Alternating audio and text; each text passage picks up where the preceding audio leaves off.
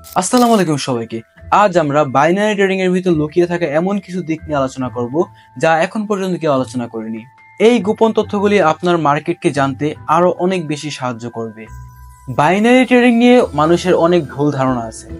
সবাই মনে করে যে উপরে যাবে নাকি নিচে যাবে এমন কিছু অনুমান করা আসলে ভুল। বেশিরভাগ ট্রেডাররা জানেই না বাইনারি ট্রেডিং এর গোপন রহস্য।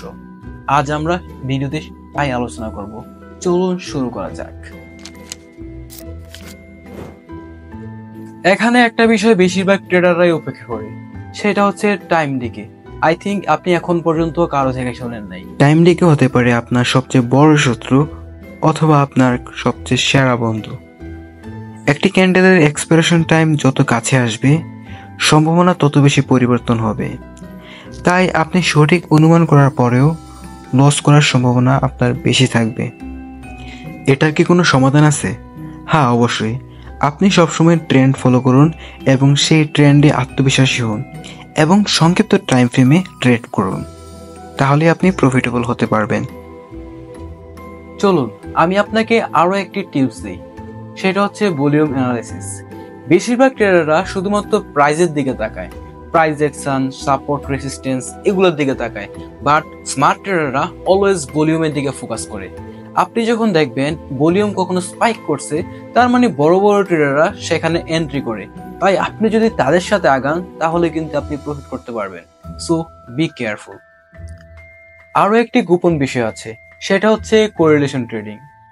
বেশিরভাগ বাইনারি ট্রেডাররা মাত্র একটি অ্যাসেটের উপর ফোকাস করে, বাট স্মার্ট ট্রেডাররা বিভিন্ন অ্যাসেটের উপর ফোকাস করে।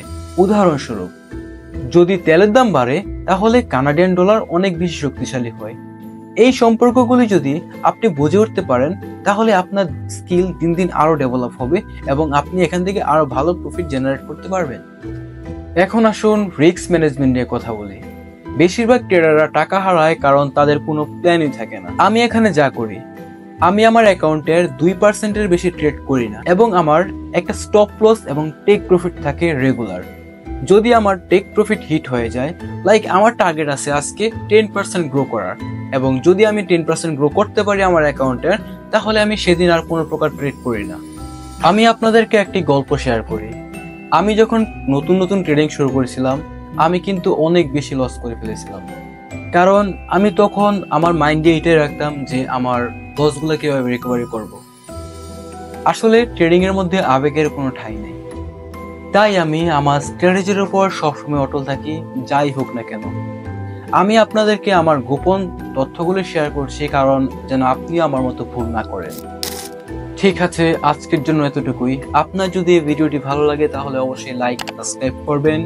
আর যদি আরো কিছু জানতে চান তাহলে আমরা পরবর্তী ভিডিওতে আরো গভীরে যাওয়ার চেষ্টা করব। আর আপনার মূল্যবান মতামত কমেন্ট বক্সে জানিয়ে দিন। আল্লাহ হাফেজ।